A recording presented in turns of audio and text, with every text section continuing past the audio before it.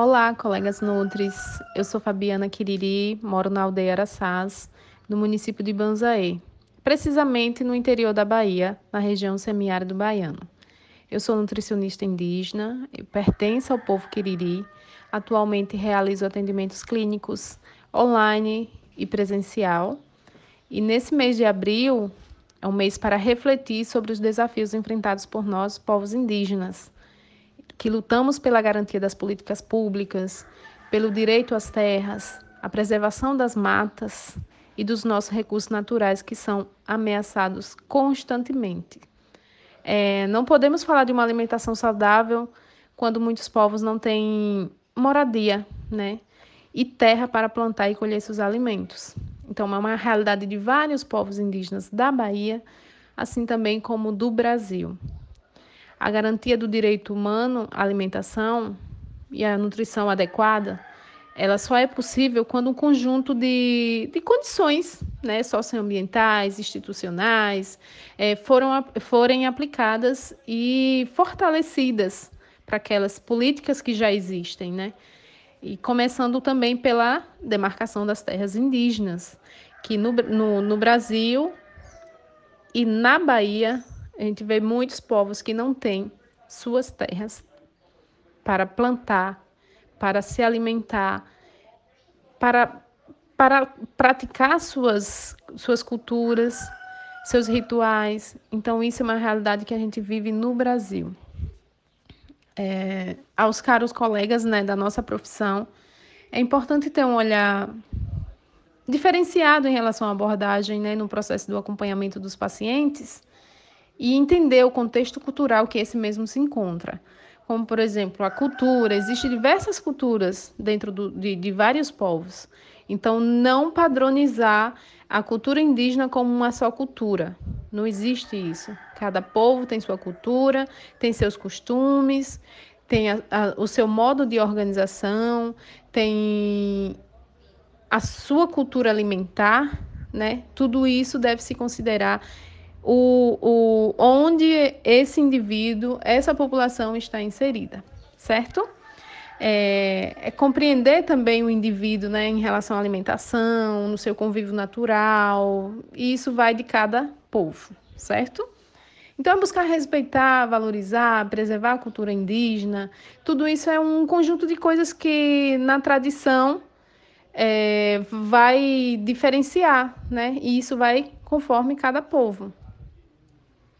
Na cultura alimentar, a gente tem culinárias diversas mesmo, muito ricas. E aqui na minha região, por exemplo, é muito forte o milho, o feijão, a mandioca. Então, o milho e seus derivados, o cuscuz, a fubá, dentre outras coisas. O feijão também, a mandioca e seus derivados, a tapioca, a farinha, enfim.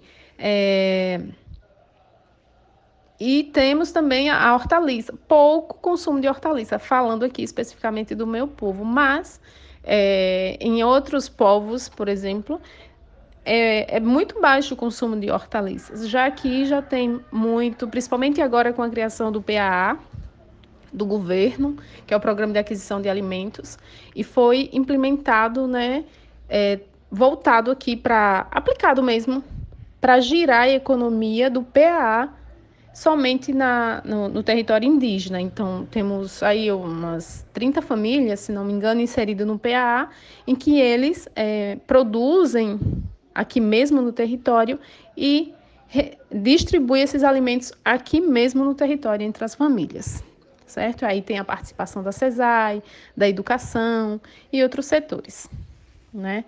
E é isso,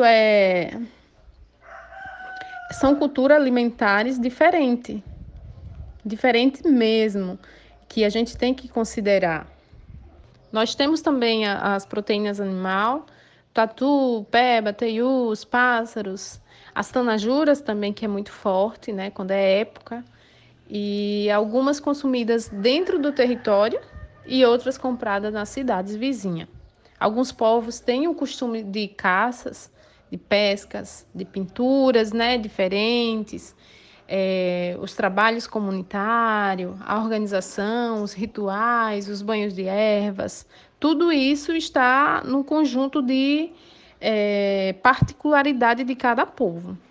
Temos os artesanatos também, tem as suas simbologias diferentes, conforme a região.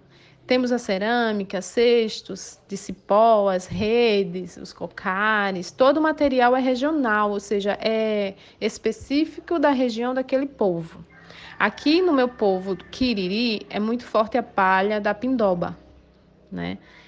Dela a gente faz muitos artesanatos, inclusive redes, as próprias vestimentas. E para além dela, também existem as sementes nativas, que carregam seus diversos significados. E as palhas do Crauá, que se faz também as vestimentas. E algumas atividades comunitárias, por exemplo, os festejos, tem também a alimentação envolvida, a produção da alimentação, né? Tem as voluntárias, que são as mulheres, geralmente, que fazem a comida, enquanto que os outros estão lá trabalhando. Então, as guerreiras trabalham muito bem na cozinha e é um trabalho totalmente voluntário e todas já sabem a importância desse encontro, já se dispõem ali a estar contribuindo. Temos também alimentos, né, que carregam seus significados dentro dos rituais fechados, que são alimentos fermentados, entendeu? E são usados mais nos rituais, certo? Em resumo, o alimento, ele é sagrado, entretanto, o consumo de alguns alimentos em algumas populações são restritos. Isso vai depender da situação e do povo, tá bom? E o que nós temos que fazer? Temos que ter cuidado na abordagem, porque são conhecimentos ancestrais, são aí repassados por gerações e gerações, e o mínimo enquanto profissional que devemos fazer é respeitar. Por isso, eu sempre reforço, né, o cuidado de nós nutricionistas em respeitar as individualidades, considerando também as problemáticas em relação à doença, né, de doença e saúde. Porque o que pode ser doença para mim, que eu posso simplesmente só resolver aquela doença por meio da alimentação, dentro da visão do indígena, não só a alimentação, entendeu? Vai ter outras coisas envolvidas, vai ter a questão espiritual, vai ter outras questões, e aí é saber bem esse manejo, sabe? Esse trabalho humanizado, esse olhar diferenciado. Então, entender em que meio, primeiramente, aquele indígena vive, está inserido, se é no meio urbano ou se é mais isolado, compreender o contexto histórico da população, sua organização, dentre outros. Então, é trabalhar muito, muito com a educação nutricional e com um olhar diferenciado. A nossa luta indígena é antiga e é pela sobrevivência. Não só de nós indígenas, né, para nossa sobrevivência, como de toda a humanidade. Então, temos esse olhar amplo que enxerga a população num todo. É proteger a natureza, é tirar o nosso alimento da terra sem agredi-la, é buscar garantir uma alimentação segura e saudável para hoje, para o hoje e para o amanhã. E isso se dá pelo meio da preservação e do cuidado com a terra. É esse o olhar de nós indígenas. O mês de abril é um mês para refletir, é um mês para todas as profissões, principalmente o nutricionista, né, que trabalha muito com alimentação, e a alimentação tem muito respeito e tem muito dentro do nosso povo, desde a produção, do cuidado, né, da produção até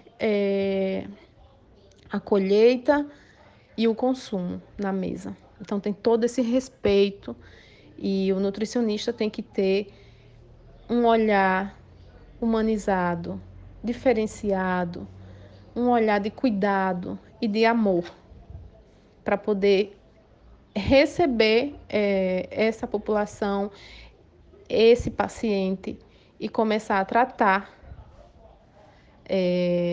a doença ou que esteja ali necessitando, que seja uma carência nutricional, que seja uma falta de vitamina, que seja qualquer outro motivo, né? Mas que o nutricionista saiba sua intervenção, esteja conscientizado da intervenção nutricional dentro daquela população ou daquele indivíduo.